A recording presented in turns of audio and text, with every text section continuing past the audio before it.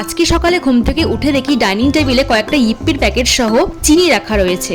অন্যদিন তো কত সদাই দেখি, আজকে মাত্র এটুকুই ছিল। তো রবিবার সকাল সকাল মা এখানে পুজো করে নিয়েছিল অ্যাজ ইউজুয়াল রোজ যেরকম করে। আর আমি যেটা করি সকাল সকাল কয়েকটা ভেজানো আমন্ড খেয়ে নিই।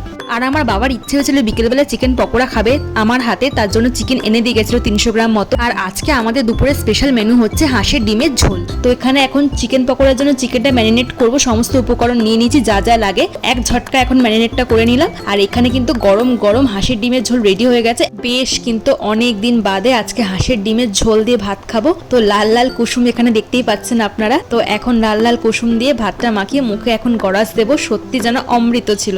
সুন্দরভাবে জমিয়ে লাঞ্চ করার পর সন্ধ্যেবেলা চলে এসেছি গরম গরম চিকেন পকোড়া ভাজতে। দুপুরবেলায় যেহেতু চিকেনগুলো ম্যারিনেট করে রেখেছিলাম তার জন্য ভীষণ জুসি হয়েছিল, আর যার জন্য বানানো তারও কিন্তু খেয়ে বেশ ভালোই লেগেছিল। রাত বাজে 10:30 মতো, এখন খাওয়া দাওয়া করে ঘুমাবো। মিনি ব্লগটা ভালো লাগলে সাবস্ক্রাইব করবেন। টাটা।